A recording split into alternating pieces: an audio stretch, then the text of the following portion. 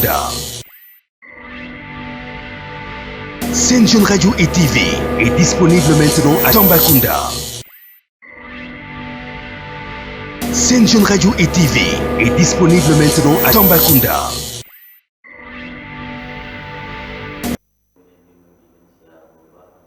di mbégte contentement mbokk yi jàkkaarloog yéen saa su ne à travers Sen Jeune TV di rafetlu bu baax a baax seen kóolute ak seen fidélité à travers Sen Jeune TV mbokk internet yi xarit yi maa ngi leen di nuyu encore une fois di leen wax dal leen ak jàmm ci seen émission le grand rendez-vous oriental tey nag ñu am fi gan bu rëy kenn dootu ko présenté ci kër gi ñu fas yéene waxtaan ak moom ci li nga xamante ne mooy actualité locale waaye nag ci wàllum politique li nga xamante ne jot na fi xew ci fan yi lu bëree sax maanaam ci ay activité politique laataa ñuy dugg ci waxtaan bi ñu bàyyi ko mu présenté wu Momar maa ngi lay nuyu. ñu ngi lay nuyu bu baax a baax Ibrahima. mbaa yaa ngi ci jàmm sant bu baax. ma bàyyi la nga nuyu suñu mbokku internet yi laataa ñuy commencé. alors ñu ngi nuyu sa mbokk internet yëpp ñu lay suivre un peu partout ci Tambacounda ak ci àdduna wërngal këpp donc ñu ngi nuyu aussi équipe technique bi nga àndal ak waa Sen Jeune TV. merci équipe technique boo xamante ne man tamit maa ngi leen di nuyu équipe bu xarañ dirigée par Mohamed donc sans plus tarder dañuy dugg ci waxtaan bi comme ni ngeen ko xamee émission bi la ñu tuddee le grand rendez-vous oriental rendez-vous bu mag a mag ci loole nag moo tax ñu dalal fi ab invité bu mag a mag fas yéene waxtaan ak moom ci ponk yu bëri moom bi ñuy commencé mooy ni ki dëmb en tout cas gis nañ ni lancé nañ officiellement coalition Diomaye fii ci diwaanu Tambacounda ci ndaje bi nag nga fekkee ko ana tey lan nga ñu mën a wax par rapport ak lancement boobu.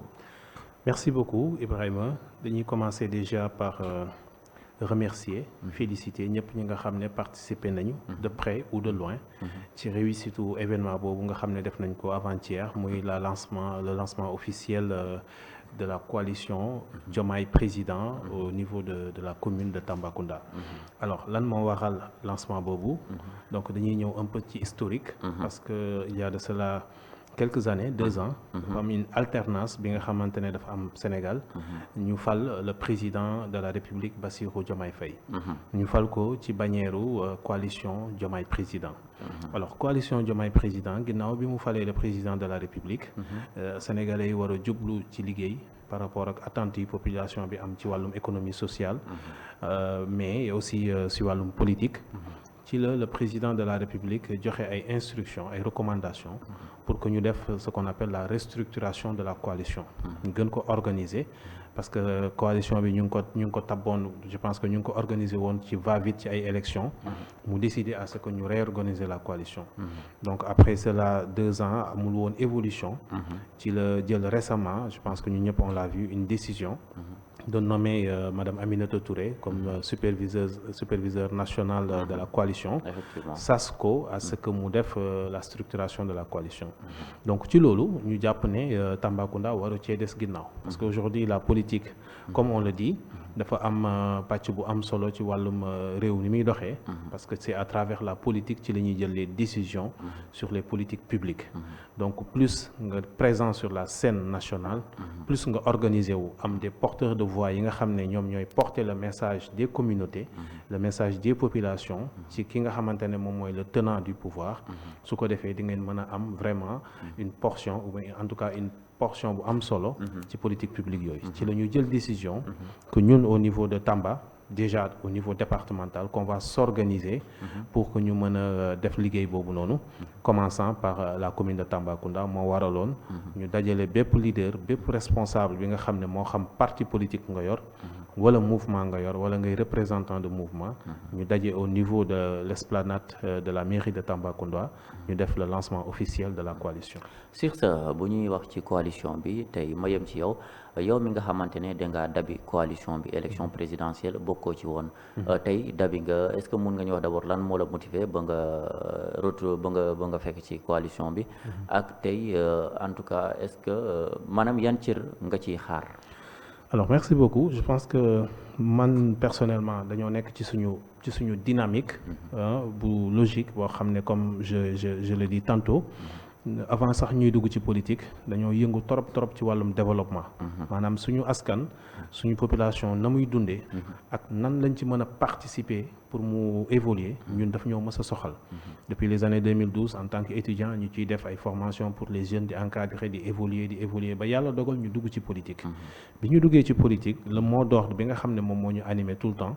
c'est comment être dans un cadre politique boo xam ne ñun dinañu mën a jouir pleinement de notre activité politique tout en ayant cette responsabilité qui nous permet ñu mën a apporter notre pierre à l'édifice de ce qui se fait dans notre communauté. Donc sur ce moo tax bi nga xamante ne alternance am na dañoo def observation. bi ñu defee observation ñu xool trajectoire bi nga xam ne moom le président de la République jël son excellence Bassirou Diomaye Faye ñu gis ne trajectoire bi mu jël dafa woote d'abord pour l'unicité des Sénégalais. dafa woote pour ñu am benn dëkk boo xamante ne dañuy réconcilier les Sénégalais. maanaam ñu am la paix ak stabilité pour soog a nag mën a liggéey. mais ñu gis aussi mu doon un président boo xam ne dafa jiital le dialogue dafa jiital le pardon et ni ñu doon xaar ñu bëri yaakaar ne dafay ñëw nekk ci ay fayantoo wala mu def lu ñuy wax parti pouvoir wala pouvoir parti et tout ça ñu gis ne nekku ci ñu gis ne mu ngi ci dynamique bu am solo ñu jël notre responsabilité et notre pleine décision de l'accompagner sur son projet bi mu amal Sénégalais yi ba fii ak 2029 bu fekkee dem nañu 2029 mu ne day laajaat baatu Sénégalais yi aussi ñu taxaw accompagner ko donc bi ñu defee analyse boobu yépp ak ñi ñu àndal ci politique ci la ñu jël nos responsabilités et notre décision ñu rejoindre la coalition mais suñ ko rejoindre dañ koy rejoindre avec la tête haute tout en sachant que ñu ngi ci dynamique bi ñu nekkoon dynamique communautaire dynamique de développement communautaire bi ñu nekkoon donc suñu ñëwee rek ñañ fa fekk dañ ñoo gàttandu dalal ñu xam ne ñun en toute responsabilité on a toujours été là pour Tamba et que lépp lu ñuy def pour Tamba am nañ ci suñu cër bu baax a baax tey ñu dëgmal ci ay élections locales année 2027 dinañ dem ci élections yi nga xamante ne ci la ñuy tàbbee ay maire tey en tout cas daan nga nekk candidat ci yeneen maanaam parti tey est-ce que ci biir coalition boobu noonu xaar nga xëy na bokk ci candidat bi wala de toute façon da ngay accompagner ak quel que soit ki nga xamante ne tey coalition bi jël na ko jiital ko pour ngeen nekk dem ci élection locale yooyu. Oui, effectivement xam nga comme j'ai toujours l'habitude de le dire xam nga déjà dama yor sama mouvement personnel li ñuy wax MISE mouvement pour l'intérêt du Sénégal nga xamante ne ni ñu bëgg liggéeyee dañoo jëloon décision ci élection yi passé ñu def ay collaboration ay coalition pour mën a participer à des élections d'ailleurs biñ ci génnee ñu génne ci satisfaction bi ñu ñëwee dañoo rejoindre benn dynamique mooy une coalition soo ko déggee dafay am benn organisation bi ci biir dina am ñi nga xam ne ñoom ñoo gérer tout ce qui est les instances ñi nga xam ne ñoo gérer cadres yi et cetera donc ñun ñi nga xam ne niveau départemental on fait partie des responsables bu ñu ñëwee ci biir coalition bi dañ fa fekk suñu ay moromu responsable suñu ñëwee li ñuy njëkk wax mooy d'abord le dénominateur commun bi nga xam ne moom moo ñu boole mooy Tambacounda nan la ñuy def en toute responsabilité avec ces gens-là en parfaite intelligence comment réfléchir pour trouver les meilleurs profils pour mën a dem vers ces élections-là parce que su ñuy dem ci élections yooyu noonu ñaari objectif rek la ñu am ci élections yi benn bi mooy faire gagner la coalition du président de la République pour que parti bi wala mouvement bi nga xam ne moom mooy yor les collectivités locales un peu partout au Sénégal mu doon la coalition Diomaye président loolu mooy premier objectif bi mais deuxième objectif bi mooy ki nga xamante ne moom lay doon moom mooy porter ce flambeau là mu doon koo xamante ne dafay am benn aspiration bu am solo par rapport ak développement communautaire bi am ay projets yu am solo yoo xam ne da koy mën a teg ci Tamba donc suñu toogee en interne ci biir coalition bi dinañu waxtaan par rapport ak profil yooyu noonu mën na doon Momar Ndiaye effectivement ci candidature yi parce que tout simplement on a des ambitions locales ça on l'a toujours dit et on le cache pas et en parfaite intelligence on va discuter ak suñu naataango leaders yi nga xam ne ñoom lañ bokkal coalition bi si on décide effectivement que c'est Momar qui sera candidat on va y aller ensemble si on décide que c'est quelqu'un d'autre qui sera candidat on va se battre et on va l'accompagner pour aller remporter ces élections-là. Sur ce quelqu'un d'autre tey gis nañ le maire Pape Banda Dièye actuel maire bi en tout cas bokk na ci coalition bi ngeen koy lancé daanaka joué na ci rôle bu am solo rôle bu mag tey en tout cas maag yow toog nañ ngay gis yenn ci ay failles yoo xamante ne ci doxalinam. te est-ce que bu coalition bi naree reconduire kooku di nga ko accompagner waat. Ah, bien sûr, si la coalition décide de le reconduire, nous allons l'accompagner parce qu'aujourd'hui, nous ne sommes pas trop dans des trucs de personnes. Li ñu gëm mooy une gestion nit dafay ñëw avec un projet, une vision. Projet bi muy am mën na bañ a méngoo ak ñeneen ñi seen i gis-gis. Tout un chacun maintenant bu fekkee def nga benn mandat. Il faut déjà nga présenter ce bilan. Il faut que nga présenter ce bilan. Et mu doon bilan bu tangible. Maintenant sur ce bilan-là, il y aura aussi des projections sur les projets futurs. Lan nga bëgg a def. Qu'est-ce que tu as déjà fait et qu'est-ce que tu veux faire. Je pense que loolu yëpp on va en discuter parce que nous aimons Tamba, nous sommes des responsables et nous avons la responsabilité aujourd'hui su ñuy dem di laaj baatu waa Tambacounda. ñu wax leen ko ci lu leer. Donc si toutefois, monsieur le maire Banda Dièye, que déjà nous saluons de passage parce que ñun ñoo bokk actuellement la coalition Diomaye Président. Donc que nous saluons ci taxawaay bi nga xam ne am na pour organisation activité boobu noonu. Bu fekkee ne au sein de la coalition c'est un responsable politique et que mu wax dem second mandat, il y aura bien sûr d'autres candidats, d'autres prétendants et que par définition, par discussion, par échange et par décision peut-être même du président de la République de reconduire le maire, effectivement nous allons descendre sur le terrain, l'accompagner et nous battre pour ces élections-là. D'accord. En tout cas tout présentement yaa ngi jóge fii ba Dialokoto ci benn activité aussi ba nga xamante ne peut-être ci dans le cadre de la coalition Diomaye Président ana lan nga fa jëlee ak lan moo fa xewoon exactement aussi. Alors merci beaucoup xam Dialokoto déjà dañuy vraiment activité bu am solo ñu remercier population Dialokoto bi parce qu'on a trouvé benn diversité culturelle bu am solo boo xam ne vraiment ça nous a beaucoup plu. Mais aussi Dialokoto c'est une commune boo xamante ne dafa am beaucoup de potentialité. Je pense qu'il y a l'exploitation minière, l'exploitation des carrières dans le domaine de l'agriculture, de l'élevage, des produits extractifs, de la transformation. Il y a beaucoup à faire dans les différentes communes de Tamba bien sûr, mais commune Dialokoto aussi, il y a beaucoup de potentialité. Alors sur ce, dans une dynamique de renforcement, de mobilisation et de massification de la coalition, j'ai décidé avec l'équipe sur place d'organiser cette journée-là de rassemblement pour dajale mbooleem responsable politique yi nga xam ne dañoo bokk ci coalition Diomaye ñu daje foofu ci Dialokoto mën a def lu ñuy wax lancement officiel des travaux au niveau de la commune de Dialokoto. Parce que ñun dañoo bokk ci coalition bi à travers le mouvement Cap Diomaye. Donc Cap Diomaye aujourd'hui c'est un mouvement qui est représenté dans toutes les communes de Tambacounda. Et que nos représentants dans les communes sont des leaders reconnus dans ces communes-là. Ci la ñu jël décision à travers notre responsable communal mu convier les autres responsables des autres mouvements et partis ñu daje pour def le lancement officiel bi ñu demee jigéen ñi gàttandu nañ ñu jeunes yi gàttandu nañ ñu on a fait ce lancement-là et je pense que très prochainement le montage des cellules de village et tout va se faire pour Inch'Allah gagner les élections dans ce commune-là. Structuration coalition Diomaye est-ce que am na bu ngeen mettre en place tey Tambacounda kan moo ko gérer ak bu dee yenn département yi am na déjà bureau bi nga xamante ne tey mettre ngeen ko à place. Non, on n'a pas encore mis de bureau sur place parce qu'aujourd'hui il faut savoir que on nous a transmis les chartes de la coalition. xamante ne ñu ngi ko on doit l'étudier en profondeur. pour xam vraiment vraisemblablement comment cela va se faire. C'est pourquoi nous faisons d'abord les lancements officiels parce que lancement yi lu tax mu am solo ça permet tey ñu mën a identifier qui sont les leaders, qui sont les responsables de chaque mouvement et de parti politique. À Tamba commune quand on l'a fait, on a déjà pu déceler qui sont les responsables, qui sont les leaders. Ça nous permettra en parfaite vraiment intelligence ñu mën a teg le bureau communal.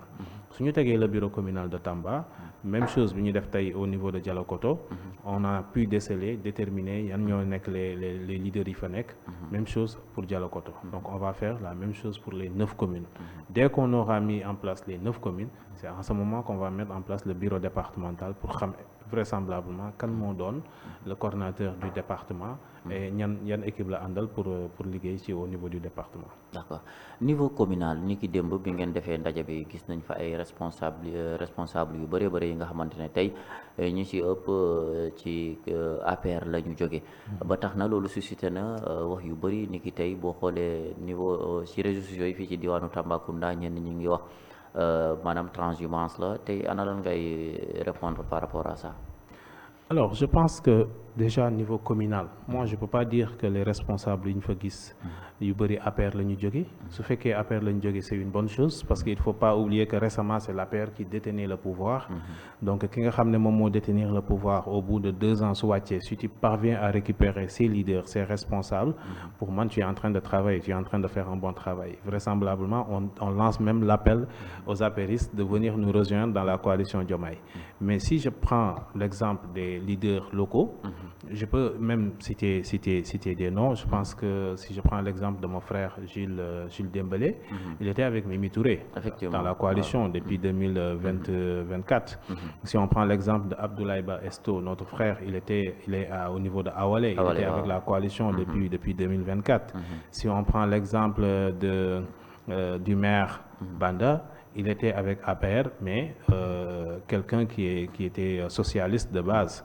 Donc au niveau communal, il y avait aussi Noël Bakourine, qui est de LD, du parti LD. Donc ces leaders-là, il faut gagner au niveau commune de Tamba, en tout cas.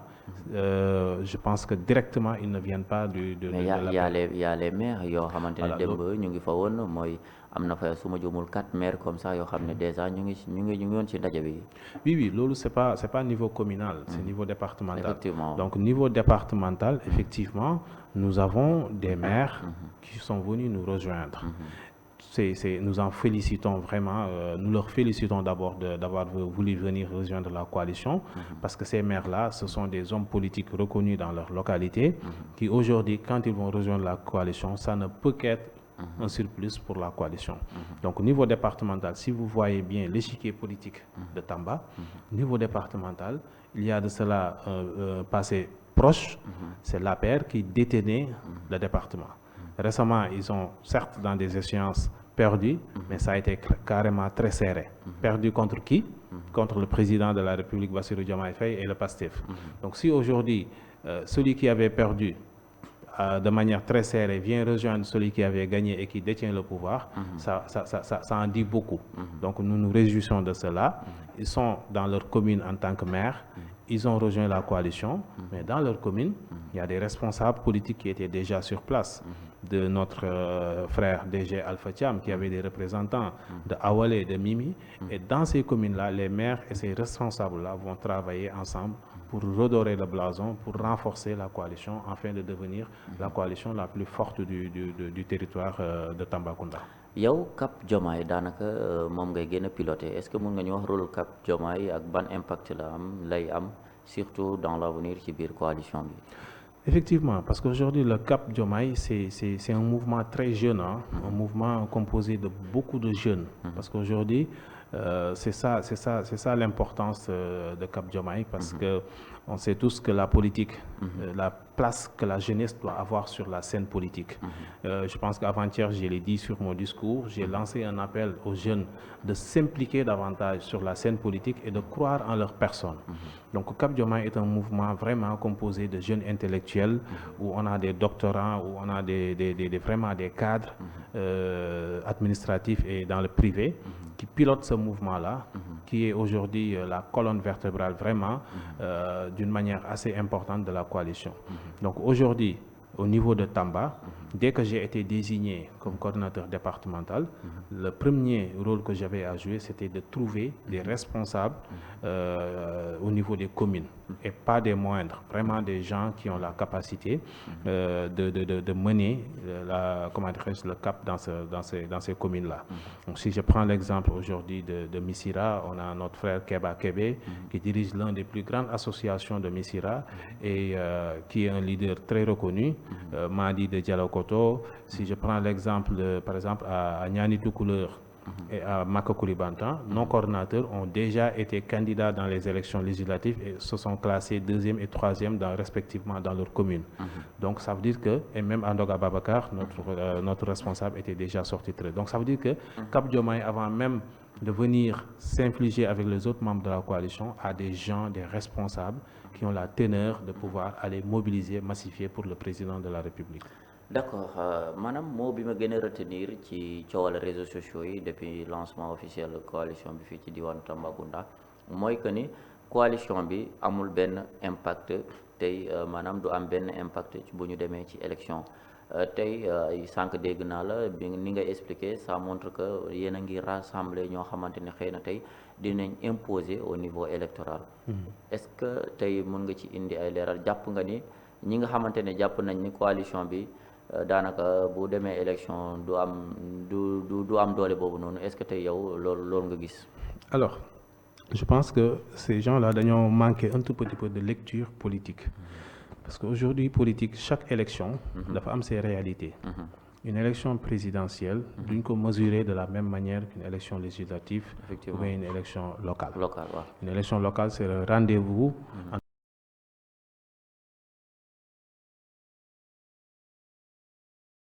Un leader national pouvait impacter au niveau local jusqu'à ce que mettre en place des politiques qui permettent de d'élire une personne qui n'a pas de base du tout. On l'a vu, c'est récent, de voir un maire qui a été élu dans sa commune qui n'a pas de base du tout. Et les gens sont en train de voir les conséquences. On prend l'exemple de quelques communes, je ne veux pas citer, mais des gens qui commencent à se poser des questions, est-ce qu'on devait élire ces personnes-là? Alors, ça veut dire quoi? Ça veut dire que les Sénégalais aujourd'hui, niveau local, ils vont élire des gens qui sont niveau local, qui travaillent niveau local depuis leur bas âge, depuis leurs enfants qui sont sur la scène politique. Ils ne vont plus élire des aventuriers qui viennent, qu'on leur présente en leur disant que votez pour cette personne ou votez cette personne. Ça a peut-être passé une fois dans certaines communes du Sénégal, mais ça risque de ne pas se répéter. Et heureusement, ça n'a pas été le cas à Tamba. Dans un passé proche, ce sont ces maires-là, ces gens qui sont membres de la coalition qui avaient gagné les élections. Et ça, c'était en 2022. On est en 2026, il y a juste 4 ans. Le dernier baromètre des élections locales c'est montré que ce sont ces maires-là qui ont gagné dans leur commune. Et même au niveau départemental, parce que si aujourd'hui on prend le président du conseil départemental, pour qu'il puisse gagner, il faut la combinaison des votes de ces différents maires-là qui lui fait gagner.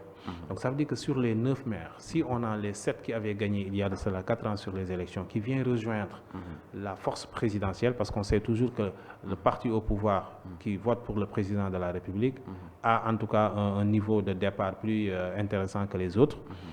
Cette combinaison-là fait que les pronostics qu'ils donnent disant que la coalition n'a pas de base, n'est pas fondée du tout. Est-ce que ñoom teguñu ko ci le simple fait que tey ñu bëri jàpp nañ wala loolu am coalition Diomaye dooleem en tout cas Pastef posé na ci bu baax a baax ci élection présidentielle bi tey maanaam séparé wu nañ est-ce que du looloo tax ñenn ñu jàpp ni que tey coalition bi doo am doole boobu nga xamante ne xëy na tour bi moom la yor? Oui, vraisemblablement. Maintenant, il faut voir une chose. Au sein du Pastef que tu dis, c'est-à-dire c'est pas les leaders locaux qui détiennent la force de mobilisation. Ça, c'est quelque chose que les gens doivent faire très attention. Aujourd'hui, c'est un parti spécifique où toute la force politique est centrée sur une personne. Les leaders locaux ne peuvent même pas mobiliser. Aujourd'hui, tu vois des gens qui disent que oui, ces gens-là ne peuvent pas mobiliser. Au contraire, les gens qui sont dans la coalition Diomaye ont la force de mobiliser sans même la présence du président de la République, sans même que le président puisse intervenir. La preuve, on l'a fait à Tamba, on l'a fait à Dialokoto. Alors que dans le parti Pastef, s'il n'y a pas peut-être présence de leur leader politique, ils ne peuvent pas drainer des foules, ils ne peuvent pas faire sortir la population. Ça, c'est une remarque que les gens doivent faire très attention par rapport à cela. Avoir un parti, une coalition où à la base, il y a d'abord des gens qui sont proches de la population et qui sont capables d'entrer dans la maison des Sénégalais, des Tambacounda, discuter avec eux et les mobiliser et les massifier à aller voter. Ce n'est pas la même chose d'attendre un discours au niveau national. pourquoi c'est important et que les enjeux vont être intéressants. La personne qui détenait ce pouvoir-là, du discours national qui impactait au niveau communautaire, est-ce que son discours est resté intact, aussi tranchant qu'il l'était il y a de cela 2 ans? Est-ce qu'il n'y a pas un changement de paradigme par rapport à la situation que les Sénégalais vivent et tout ça? Tout cela sera vérifié lors des prochaines élections locales qui vont venir, et je pense que vraisemblablement la coalition Diomaye aujourd'hui, de la manière dont il est en train de se structurer, la combinaison de mouvements composés de jeunes intellectuels capables de descendre sur le terrain, de rivaliser avec les amis de l'autre côté, le PASTEF, et en même temps des gens assez expérimentés qui ont un ancrage politique, une base affective vivable depuis des années. Cette combinaison peut faire très mal, et je pense que ça va se sentir. Merci Momar Ndiaye, c'était un plaisir de te recevoir. En tout cas amoon mbégte contentement bu baax jàkkaarloog yow ci émission bi fii lañ koy daal di yemale. J'espère que en tout cas kaddu yi leer na, mais nag da ngaa làkk tubaab trop, léegi laa ko soog a fàttali ko, fàtt naa la rectifier parce que tamit on parle ci sénégalais niveau local yi la ñuy waxal, mais je pense que message bi dina jàll parce que nit ñi tamit nag ay intellectuels ñoo fi ëpp. En tout cas merci beaucoup, kaddu yi rafet na, leer na, amoon mbégte contentement bu baax dalal la. Ma bàyyi la nga tàggatoo ak lancer sa dernier message par rapport ak li ngeen jot a déroulé ci semaine bi. Merci beaucoup. Donc comme ni nga wax, ñu ngi nuyu waa Tambacounda yëpp di leen wax ne li ñu wax ci kàddu yi rek bëri na bëriwul, mooy na ñëpp ñëw jàppale la coalition Diomaye Président, parce que nous avons besoin d'accompagner le président de la République, jàppale ko ci dynamique bi mu nekk, muy renforcer coalition am, accompagner ko ci élection yi ñuy jëm. Donc ñu ngi ciy lancer appel waa Tambacounda yëpp. ñu ngi féliciter coalition Diomaye bu Tambacounda ci événement bi mu def avant-hier, mu doon benn réussite bu exceptionnel, mais aussi féliciter coalition bi encore bu Dialokoto, tey rencontre bi ñu def aussi mu doon réussite, et que noonu lañ koy continuer dans les autres communes de Tambacounda, prolonger vers Goudiri, vers Bakel, pour ñu mën a vraiment am une coalition bu dynamique ci région de Tambacounda, préparer les échéances futures, mais aussi woon président de la République que ne Tamba taxaw na pour accompagner ko, afin que mu mën a bàyyi xel bu baax a baax waa Tamba ci politique publique yi nga xam ne moom dina ko dérouler pour que mu mën a am njëriñ pour suñu population. Ñu ngi nuyu ñëpp, di jaajëfal ñëpp, di nuyu waa CAP, di nuyu waa coalition Diomaye Président. Merci chers amis et frères fidèles internautes, ñu ngi leen di ziar bu baax a baax. Vraiment c'était un immense plaisir di jàkkaarloog yéen par rapport ak seen émission le grand rendez-vous oriental. Donc vraiment c'est toujours un immense plaisir d'être devant vous, devant ce micro, pour parler avec vous, en tout cas indi ay yenn leeral ci yenn ponk ya nga xamante ne ñoo lu ñeel ci wàllum politique rawatina ci niveau local. Donc c'était un immense plaisir encore une fois, di leen jox dig daje ba beneen numéro inchallah. Jërë ngeen jëf. Merci. Vous avez le talent, nous avons l'expérience. Bienvenue à la Sen Jeune Academy pour la grande session 2026. Vous rêvez de maîtriser l'image, la parole ou l'entreprise de demain. Rejoignez nos formations d'excellence à Dakar Pikine et transformez votre passion en métier. Choisissez votre voie parmi nos filières. Et spécialisés, art oratoire et communication d'influence, domine la scène. Audiovisuel et montage vidéo, donnez vie à vos idées. Animation radio et télévision, devenez la voix qui compte. Entrepreneuriat vert et digital, baptisez l'avenir et créez un contenu qui impacte. L'excellence est accessible, l'inscription est à seulement 50 000 francs, incluant vos équipements Lacoste Sen Jeune. Profitez de mensualités de 35 000 francs et tentez d'obtenir l'une de nos bourses partielles. Attention, les places sont limitées. Contactez-nous dès maintenant au 77 619 80 18 ou au 77 654 36 27. Sen Jeune Academy, votre avenir commence ici au studio Sen Jeune de Pikine, rond-point Dominique. Sen Jeune Radio et TV est disponible maintenant à Tambacounda.